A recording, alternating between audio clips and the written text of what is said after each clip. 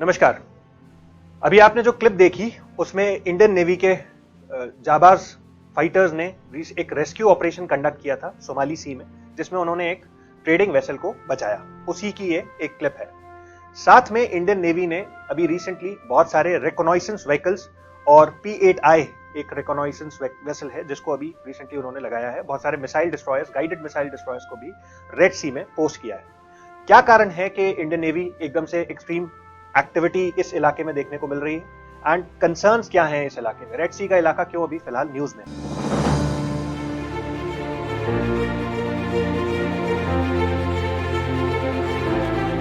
सबसे पहली चीज जिस पे हमें चर्चा करनी है वो है हूतीज। कौन है ये हूतीज? बिकॉज ये अभी बहुत लंबे समय से न्यूज में चल रहे हैं। They have been frequently involved in attacks and retaliation. तो थोड़ा सा इनका बैकग्राउंड जानते हैं। हूतीज बेसिकली एक यमनी जैदी पॉपुलेशन है जो कि शिया कम्युनिटी को बिलोंग करते हैं। यमन की लगभग 35% आबादी जो है वो हूती कम्युनिटी यहां से आती है। इसके अलावा इनकी एक विशेषता और है वो कि ये लगभग 1000 साल तक यमन में रूलिंग क्लास रहे थे। मतलब up till 1962 they were the ruling class. However 1962 के बाद यमन में मिलिट्री टर्मोइल होता है and Houthis lose power and the Sunni community becomes dominant और 8 साल का सिविल वॉर जैसी कंडीशन वहां पे डेवलप हो जाती है। 1980s आते आते हूतीज का रेजिस्टेंस दोबारा शुरू हो जाता है। This community basically once again starts to try and capture power. 2004 में हुसैन बदरुद्दीन अल हूती जो इनके एक प्रोमिनेंट लीडर थे हूती कम्युनिटी के, उनको असैसिनेट कर दिया जाता है और दोबारा से इनका मूवमेंट रिवाइव हो जाता है। 2012 में अरब स्प्रिंग आती है। Arab spring, I am sure you must be aware as to something about Arab spring, जहां पे बहुत सारे अरब जो देश थे उनके शासकों को का तख्ता पलट किया जाता है और मोनर्की को हटाने की और रिपब्लिक को स्टैब्लिश करने की कोशिश की जाती है। उसी का इंपैक्ट जो है यमन में भी पड़ा था, जहां पे हम देखते हैं कि जो वहां के एग्जिस्टिंग रूलर थे अली अब्दुल्ला अल साले, उनको डिफीट कर दिया जाता है और उनकी जगह पे अब्द रब्बू मंसूर अल हादी जो उनके सक्सेसर थे या वाइस प्रेसिडेंट थे, उनको बुला लिया जाता है। तो this was a major challenge which the community from Yemen was basically facing. जब ये इशू खत्म होता है तो उसके बाद हम देखते हैं कि हूतीज का रिवाइवल और ज्यादा तेज हो जाता है। They become very very frequent in terms of trying to make sure that कैसे यमन में दोबारा से वो रूलिंग क्लास बन सके। एक चीज का इसमें हमें और ध्यान रखना पड़ेगा कि Saudi Arabia, UAE, these are the countries which are very very close to Yemen और बॉर्डर्स भी सऊदी अरेबिया की लगभग 1300 किलोमीटर की बॉर्डर डायरेक्टली शेयर होती है। ये क्यों समस्या का विषय है? Because Saudi Arabia is a country which basically was preaching Salafist ideology and they definitely wanted their own people to be a part of the ruling class. इसी वजह से यमन में और सऊदी में काफी हद तक आपको कॉन्फ्लिक्ट देखने को मिल जाएगी इस पर्टिकुलर ओकेजन। यही कारण है कि अभी रिसेंटली जब हूतीज ने बहुत सारा विरोध प्रदर्शन किया और अपनी वॉइस रेज की और अटैक्स किए, Saudi and UAE were the countries who retaliated with utmost force.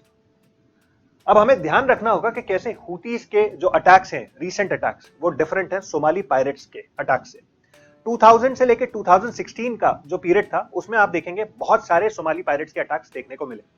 What were the specific features of those attacks? वो अटैक्स रैंसम के लिए किए जाते थे। किसी तरह का उसमें पॉलिटिकल या सिक्योरिटी एंगल नहीं रहा करता था। कुछ लोग छोटे से वेसल्स से में जाएंगे, young Somali man, they basically would step on to those vessels और उनको पूरी तरह से कैप्चर कर लेंगे। थोड़ा बहुत असला वगैरह उनके पास रहता था जो उन्होंने कहीं ना कहीं से खरीदा होगा। फिर वो फिरौती की या रैंसम की डिमांड करेंगे और यूजुअली उनका कोऑर्डिनेशन भी होता था with the people from Somali lands. Ultimately ये एक 15-16 साल तक इशू चलता रहा। जब वेस्ट ने और अदर कंट्रीज ने इस इशू को देखा तो उन्होंने एक इंटरनेशनल मैकेनिज्म डेवलप किया। फ्रांस की नेवी ने काफी अहम योगदान इसमें दिया and ultimately by 2016 this was largely solved. उसके बाद से अभी तक बहुत ज्यादा सोमाली पायरेट वेसल्स के हमले हमें देखने को नहीं मिलते। On the other hand Houthis का जो ये मिशन है या जो अटैक है जो वो अलग अलग रेड सी के वेसल्स पे कर रहे हैं, it has a political nature. Why? Because Houthis which are a Shia community, they have been seen supporting the Palestinian cause और जो अभी रिसेंट इजराइल पैलेस्टीन कॉन्फ्लिक्ट हुई है उसमें वो पैलेस्टीन को सपोर्ट करते हुए डायरेक्टली देखे गए हैं। इस वजह से ये और ज्यादा इंटरेस्टिंग हो जाता है। अब ध्यान रखिए, हूतीज की बैकिंग जो है वो ईरान कर रहा है, which is a Shia dominated power. On the other hand Palestinians are largely Sunnis. but they have come together for a similar cause. Why are these attacks such a cause of concern for the West? क्यों ये एक waste के लिए चिंता का सबब बना हुआ है ये frequent attacks? Because देखिए पहला तो कॉज ये है कि this is a major trade channel. तो रेड सी, बाबल मंदब और इस इलाके से गुजरने वाले जो वेसल्स हैं, ये शॉर्टेस्ट रूट है अगर आपको यूरोप पहुंचना है। इसके अलावा अगर यूरोप के लिए एक ऑल्टरनेटिव रूट है तो उसके लिए आपको पूरा जो केप ऑफ गुड होप है, African continent in particular, you will have to cross that and only then you will be able to, the ships will be able to reach Europe, and that's a very big logistical cost attached to it. तो इस वजह से ये particular sensitive इलाका जो है अभी news में रहा है। West is of the opinion that this is a direct attack on their commercial routes या commercial links and they are retaliating with utmost vigor. US ने यूके ने अभी रिसेंटली बहुत सारे मिलिट्री स्ट्राइक्स भी किए हैं हूतीज के ठिकानों पे। This basically why is this ultimately a concern? Because Israel Palestine का इशू अभी चालू है, यूक्रेन रशिया का वॉर भी अभी खत्म नहीं हुआ है, and this is going to further escalate the crisis या कॉन्फ्लिक्ट बिटवीन पीपल या कंट्रीज फ्रॉम ऑपोजिंग व्यूज। तो एक तरफ एक तबका जो बन गया है वो वेस्ट या वेस्ट लीनिंग तबका है, जिसमें Saudi Arabia, UAE, they are largely supporting the directions and views of the UK and the US. On the other hand, there is another section, जैसे अगर मैं हूतीज की बात करूं तो इनको ईरान की बैकिंग है, and Iran is a very close ally of the Russians. तो रशिया ने अभी रिसेंटली एक इंटरनेशनल कन्वेंशन भी बुलाया जिसके तहत उन्होंने कोशिश की कि एक सैंक्शंस लगाए जाएं इस तरह के अगर इवेंट्स दोबारा होते हैं हूतीज पे जो अटैक हुआ है उस पे। However, United Nations Security Council basically passed a resolution, and this was a resolution which was passed unanimously.